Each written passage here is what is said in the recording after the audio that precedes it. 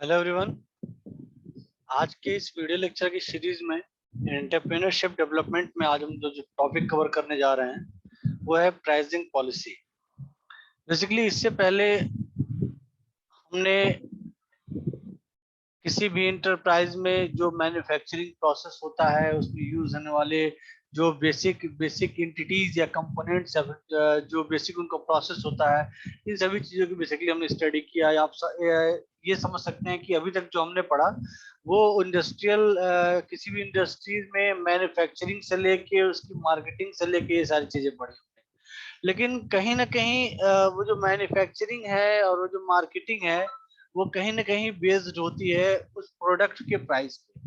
मतलब अगर उस प्रोडक्ट का प्राइस अप्रोप्रिएट होगा जिससे मार्केट में भी उसकी डिमांड बढ़े, एज वेल एज कंपनी को भी लॉस बियर ना करना पड़े, जिसकी वजह से फ्यूचर में भी उसका जो प्रोडक्शन प्रोसेस है वैसे ही चलता रहे जैसे आज चल रहा है, और साथ ही साथ उसकी मार्केटिंग भी मार्केट में उसकी जो वैल्यू है, ठीक है, वो वैसी बनी रहे जैसे कि आज उसकी वैल्यू बनी हुई है। तो इसके लिए जो सबसे इम्पोर्टेंट कंसर्न है वो है प्राइस। उस प्रोडक्ट का प्राइस क्या है, ठीक है। तो उस प्रोडक्ट के प्राइस के रिगार्डिंग बहुत सारी पॉलिसीज हैं। उन सभी पॉलिसीज को हमें ध्यान में रखना होता है जब भी हम किसी भी प्रोडक्ट के प्राइस को सेट करते हैं। तो बेसिकली आज हमें उसी पॉलिसीज के बारे में पढ़ना है, ठीक है, कि बेसिकली जो प्राइसिंग पॉलिसी है उस प्राइसिंग पॉलिसी में क्या क्या चीजें आती हैं और कैसे हम किसी प्रोडक्ट के प्राइस को सेट करते समय हम किन किन बातों का ध्यान रखते हैं। So let's start with the definition of pricing policy. Pricing is the policy by which a company determines the wholesale or retail prices। Company जिस भी प्रोडक्ट का प्रोडक्शन कर रही है उस प्रोडक्ट के होलसेल प्राइस को डिसाइड करना, एज वेल एज उसके रिटेल प्राइस यानी फुटकर दाम को, यानी जिसको खुदरा मूल्य बोलते हैं, ठीक है। एक तो होता है होलसेल प्राइस, एक होता है रिटेल प्राइस, ठीक है। होलसेल मतलब जो होलसेलर परचेज करते हैं उनके रेट को डिसाइड करना, और रिटेलर मतलब जो दुकानदार, छोटे मोटे दुकानदार जिस रेट पे परचेज करते हैं उस रेट को डिफाइन करना। तो बेसिकली प्राइसिंग पॉलिसी तो बेसिकली होलसेल प्राइस वो प्राइस होता है जो ऐसे दुकानदार जो उन प्रोडक्ट्स को ह्यूज अमाउंट में परचेज करते हैं तो उनके प्राइस को डिफाइन करना। साथ ही साथ जो रिटेल प्राइस है मतलब जो छोटे मोटे दुकानदार जो फुटकर में सामान को बेचते हैं उनके प्राइस को डिफाइन करना। तो प्राइसिंग पॉलिसी में हम अपने प्रोडक्ट के होलसेल प्राइस को भी डिफाइन करते हैं और रिटेल प्राइस को भी डिफाइन करते हैं for its product and services. Pricing is the process of determining what a company will receive in exchange of its product. So the main definition of pricing policy is uh, एक ऐसा मूल्य जो company जो है अपने product के बदले में प्राप्त कर रहा है, रिसीव कर रहा है, ठीक है। Pricing is the process of determining what a company will receive, company को क्या मिलेगा in exchange for its product. तो कंपनी को अपने प्रोडक्ट के बदले में जो मिले वो कंपनी को प्रॉफिट दे सके, लॉस ना दे, उसी के लिए हम होलसेल और रिटेल प्राइस को सेट करते हैं। तो ये जो पूरा प्रोसेस है यही प्रोसेस हमारा कहलाता है pricing policy. So pricing factors are based on manufacturing cost. तो अगर हम किसी भी प्रोडक्ट का प्राइस सेट कर रहे हैं, ठीक है, आप सपोज करिए, मान लीजिए आप एक छोटा सा आपका एक छोटा सा उद्योग है जो आपने घर में लगाया हुआ है जिसमें आप अगरबत्ती और मोमबत्ती वगैरह बनाते हैं। तो किसी भी मोमबत्ती या अगरबत्ती का प्राइस सेट करने से पहले आप ये जरूर सोचेंगे कि उस मोमबत्ती को या अगरबत्ती को बनाने में कितने रुपए का रॉ मटेरियल लगा, ठीक है। अगर 1 किलो अगर अगरबत्ती आप बना रहे हैं तो 1 किलो अगरबत्ती में कितना कितना रॉ मटेरियल लगा, ठीक है, कितनी लकड़ी लगी, ठीक है, कितना मैन पावर को कितनी सैलरी गई उतना अमाउंट का प्रोडक्शन करने में, ठीक है। और बेसिक हमारे क्या रेंट, जहां हमने अपना प्लांट, छोटा सा प्लांट लगा रखा है, उसका रेंट कितना होगा, ठीक है, इलेक्ट्रिसिटी कितनी है। तो कहने का मतलब ये है स्टार्टिंग से लेके एंड तक जितने भी बेसिक खर्चे हैं उन सभी बेसिक खर्चे को जोड़ने के बाद जो अमाउंट आता है उस अमाउंट से ऊपर ही आप जो है अपना होलसेल और रिटेल प्राइस सेट करते हैं। क्यों? क्योंकि सपोज करिए किसी भी प्रोडक्ट को बनाने का कॉस्ट अगर 100 रुपीज आ रहा है, तो अगर आप 100 रुपीज रिसीव कर रहे हैं, it means you didn't receive any profit और you didn't receive any loss. ना तो आप प्रॉफिट भी अर्न कर रहे हैं ना लॉस अर्न कर रहे हैं, लेकिन आप जो बिजनेस ऑर्गेनाइजेशन चला रहे हैं उसको आप प्रॉफिट अर्न करने के लिए चला रहे हैं। तो इसीलिए जब आप प्राइसिंग सेट करते हैं तो प्राइसिंग में बेसिकली मैन्युफैक्चरिंग कॉस्ट को ध्यान में रखते हैं। ठीक है, तो मैन्युफैक्चरिंग कॉस्ट जो होती है हमेशा उससे ऊपर ही प्राइस को हम सेट करते हैं। दूसरा फैक्टर क्या है इसमें? Market place. आप जो अपना प्रोडक्ट सेल कर रहे हैं वो किस मार्केट के लिए है? अगर ग्रामीण क्षेत्र के लिए है तो उसकी प्राइस आप बिल्कुल कम से कम रखेंगे। अगर शहरी क्षेत्र के लिए है तो उसका प्राइस आप बिल्कुल ज्यादा से ज्यादा रख सकते हैं, तो भी उसकी सेल होगी। तो कहने का मतलब यह है कि प्राइसिंग फैक्टर जो है कहीं ना कहीं मैन्युफैक्चरिंग कॉस्ट पे भी डिपेंड करता है, मार्केट प्लेस पे भी डिपेंड करता है, एज वेल एज मार्केट में एग्जिस्टिंग कंपटीशन पे भी डिपेंड करता है। मार्केट की क्या कंडीशन है इस पे भी डिपेंड करता है। ठीक है, अब जैसे मान लीजिए मार्केट की कंडीशन और कंपटीशन को लेके बताऊं। अभी कोरोना कोविड-19 महामारी से पहले जब पेंडेमिक नहीं आया था, उससे पहले सैनिटाइजर कोई जानता भी नहीं था कि सैनिटाइजर कुछ होता भी है। बहुत इक्का दुक्का लोग जानते रहे होंगे, और सैनिटाइजर तो कोई यूज भी नहीं करता था। ठीक है, लेकिन जब से कोविड आया, ठीक है, मार्केट, ये देखिए मार्केट कंडीशन तुरंत बदल गई। मार्केट कंडीशन ऐसी बदली कि बिल्कुल कंपटीशन हो गया कंपनीज के बीच में। तो जो कंपनी सैनिटाइजर नहीं भी बनाती थी वो भी सैनिटाइजर बनाने लगी। क्यों? क्योंकि it's demand of market, market की डिमांड थी। तो मार्केट की कंडीशन को देखते हुए उन्होंने प्रोडक्शन कर दिया, और जो सैनिटाइजर 100 रुपए में बिका बिका करता था उसकी प्राइस 150, 200, 250 रुपए तक होगी। So these are main factors that covers the competition and market condition, and it's play very important role play to define and decide the price of any product. And last factor is quality of product. तो ये कुछ basic factors हैं जिन factors को हम अपने mind में रखते हैं किसी भी प्रोडक्ट के प्राइस को सेट करने के लिए। इसमें पहला फैक्टर हमारा मैन्युफैक्चरिंग कॉस्ट, दूसरा फैक्टर हमारा मार्केट प्लेस, तीसरा फैक्टर हमारा कंपटीशन, चौथा फैक्टर हमारा मार्केट कंडीशन, और पांचवा फैक्टर हमारा क्वालिटी ऑफ प्रोडक्ट। जैसी ज्यादा अच्छी क्वालिटी होगी प्रोडक्ट कॉस्ट ज्यादा अच्छा होगा, लो क्वालिटी होगी तो उसका कॉस्ट लो होगा। ठीक है, so pricing is also a key variable in a microeconomic price allocation theory. It is a fundamental aspect of financial modeling and is one of the 4 P's of the market mix. ये बड़ी important line है, कह रहा है ये fundamental aspect है किसका? Financial modelling का, and is one of the 4 P's of the market mix. इससे पहले जब मैं आपको मार्केटिंग पढ़ा रहा था तो मार्केटिंग में मैंने आपको 4 P के बारे में बताया था।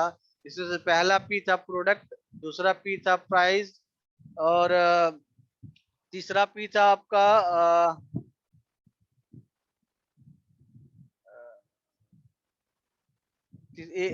चौथा P था आपका ये प्लेस था, और हाँ तीसरा P था प्रमोशन। ठीक है, product, price, promotion and place. ये 4 P's जो थे मिलकर मार्केट को डिफाइन करते हैं, मार्केट मिक्स जिसको हम कहते हैं। ठीक है, और फाइनेंशियल मॉडलिंग। ठीक है, तो ये जो प्राइसिंग पॉलिसी है, ये प्राइसिंग पॉलिसी एक ऐसा एस्पेक्ट है जो फाइनेंशियल मॉडलिंग को डिफाइन करता है, जो कि कंप्लीटली मार्केट मिक्स बेस्ड है।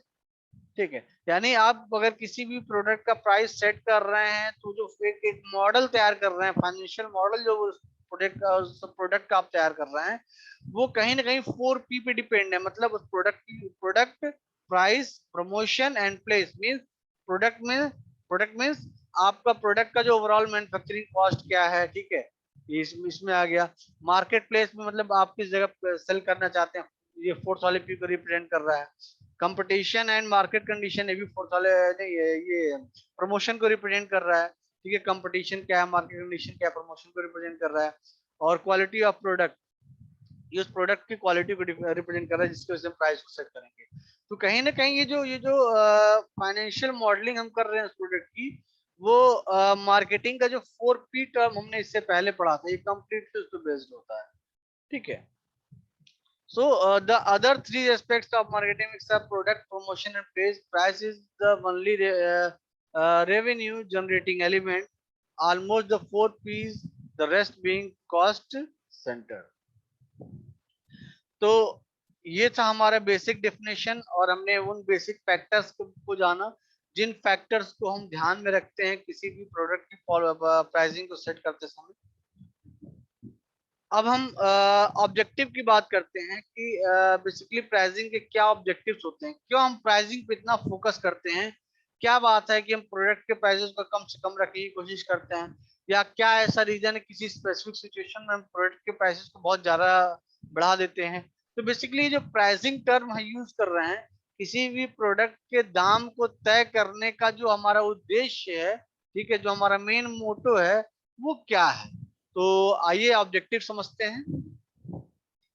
Some of the more common pricing objectives are: first one is maximize long run profit, and second one is maximize short run profit.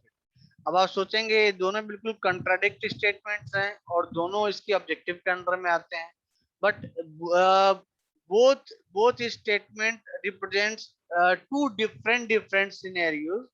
For example, first one is maximize long run profit, means अगर आपके पास कोई ऐसा, आप किसी ऐसे product का production कर रहे हैं जो हम हर व्यक्ति के दैनिक जीवन में जो यूज में आती है, जैसे मान लीजिए साबुन हो गया, तेल हो गया, नमक हो गया, चीनी हो गया, तो ये ऐसे प्रोडक्ट्स हैं जो डेली डेली कस्टमर्स की नीड है, ठीक है।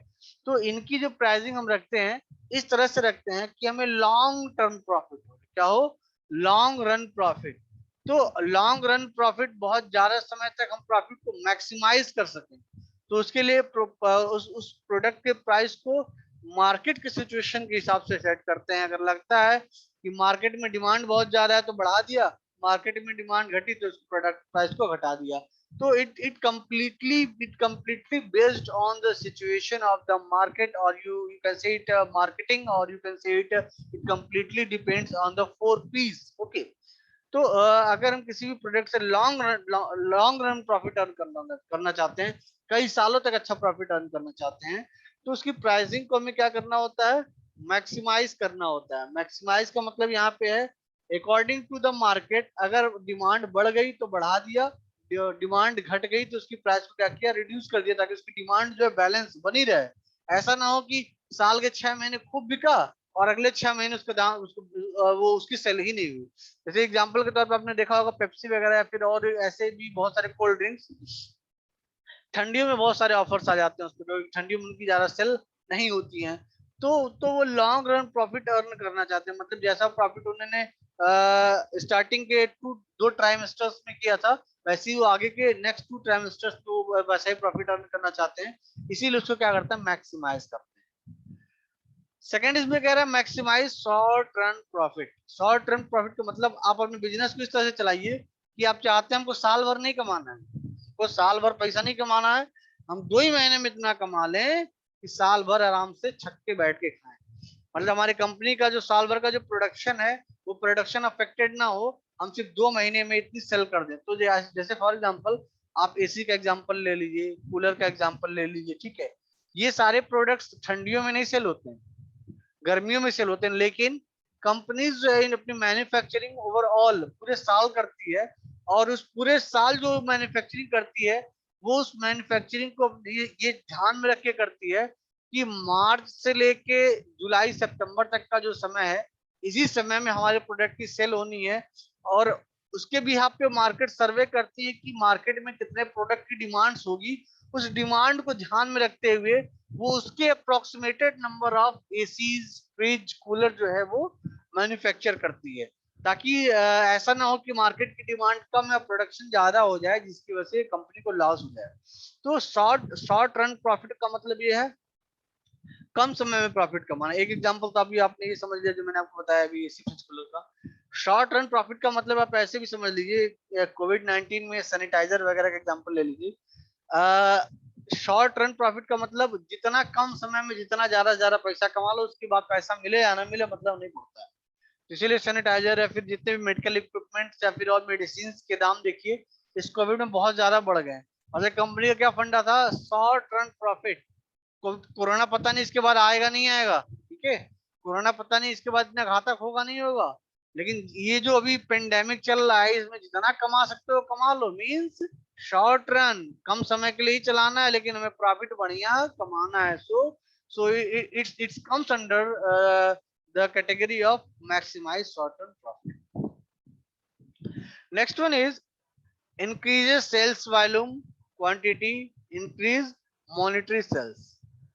मतलब आप जो प्रोडक्ट सेल कर रहे हैं उसकी क्वांटिटी बढ़ाइए, मतलब मार्केट ऐसी मार्केटिंग करिए आप कि मार्केट में उसकी डिमांड बढ़ जाए, ठीक है, आपका प्रोडक्शन कम पड़ जाए इतनी डिमांड बढ़ जाए मार्केट में। उसी के रिगार्डिंग कह रहा है इंक्रीज सेल्स वॉल्यूम। तो इंक्रीज सेल्स वॉल्यूम कैसे होगा, मार्केट में आपकी प्रोडक्ट की डिमांड कब बढ़ेगी, उसमें क्वालिटी भी हो और साथ ही साथ उसका प्राइस जो वो कम हो या फिर रिजनेबल प्राइस हो, मार्केट में एग्जिस्टिंग सेम प्रोडक्ट्स के कंपैरेटिवली आपके प्रोडक्ट का जो प्राइस है वो रिजनेबल हो in compare to other similar products. Increase monetary sales. तो ये बड़ा इंपॉर्टेंट फैक्टर है, ठीक है, जो हमारे प्राइसिंग पॉलिसी को डिफाइन करता है। क्योंकि अगर इस वाले पॉइंट को आप कंसीडर करेंगे तो आप मार्केट का सर्वे करके, मार्केट का एनालिसिस करके, मार्केट में कस्टमर की नीड को, मार्केट में कस्टमर के फाइनेंशियल स्टेटस को ध्यान में रखते हुए आप उस प्रोडक्ट के प्राइसिंग को सेट करेंगे। Fourth one is increase market share. Increase market share का मतलब ये है कि जैसे सपोज करिए आप टाटा कंपनी के बारे में अगर देखिए तो टाटा कंपनी हर एक सेक्टर में इन्वॉल्व है, ठीक है। तो कंपनी का जो ओवरऑल मार्केट में शेयर वो बहुत ज्यादा है, मतलब टाटा सॉफ्टवेयर में भी है, टाटा मोटर सेक्टर्स में भी है, ठीक है, मतलब टाटा फूडिंग सेक्टर्स में भी है, टाटा बहुत सारे सेक्टर्स में है। तो अपने कंपनी के अगर आप मार्केट शेयर को बढ़ाते हैं तो उससे भी आपकी प्राइसिंग बहुत ही, अपनी प्रोडक्ट की जो प्राइसिंग है वो क्या होगी, कम हो जाएगी। Obtain a target rate of return on investment. अपना टारगेट इस तरह से रखिए कि ऐसे मैंने सेट कर दिया कि एक साल में मुझे 100 करोड़ का रिटर्न चाहिए, ठीक है। तो 100 करोड़ के रिटर्न के बिहाफ पे हम बहुत सारी पॉलिसीज बनाएंगे और उसी पॉलिसीज में हमारे प्राइसिंग भी पॉलिसी के अंडर में आएगा। Obtain a target rates of return on sales, ठीक है, maintaining price leadership, desensitize customer to price, discourage new entrants into the industry, match competitors price, encourage the exit of marginal firm from the industry, and last one is survival। तो overall इन सभी में यही बताया गया है कि market को analysis करिए प्राइस सेट करते समय, ठीक है, जो आपको ज्यादा से ज्यादा प्रॉफिट दे सके। मार्केट में जो जो पोटेंशियल कस्टमर है उनकी उनके फाइनेंशियल कंडीशन को ध्यान में रख करके, अपने इन्वेस्टमेंट के रिटर्न को ध्यान में रखते हुए मार्केट में अपना शेयर बढ़ाइए जिसकी वजह से प्राइस आपका जो है रिजनेबल हो सके। प्राइस प्रोडक्ट का ऐसा होना चाहिए जिससे समाज में रह रहे हर एक वर्ग को सर्वाइवल मिल सके, ठीक है। जैसे आज के डेट में देखिए सर्वाइवल की अगर बात करें तो बिना खाए हम जी नहीं सकते हैं, लेकिन आज की डेट में अगर हम कोई भी खाना बनाते हैं उसमें ऑयल का यूज तो करते ही करते हैं, ठीक है। तो आज की डेट में सरसों के तेल की जो दाम है 200 रुपए से प्लस 200 से ऊपर है। तो मतलब पहले जो चीज 70 80 85 रुपए लीटर हुआ करती थी, आज 200 से ऊपर के दाम में मिल रही है। तो कहीं ना कहीं जो लोअर क्लास है उसके लिए तो मतलब बड़ा एक बहुत टफ होगा कि वो मार्केट से इतना महंगा तेल खरीद के अपने फूड में उसको ऐड कर सके। तो कहीं ना कहीं प्रोडक्ट के प्राइस ऐसे रखने चाहिए जो हमारे सर्वाइवल को अफेक्ट ना करे, हमारे दैनिक जीवन, हमारी जीविका को बाधित न करे, ठीक है।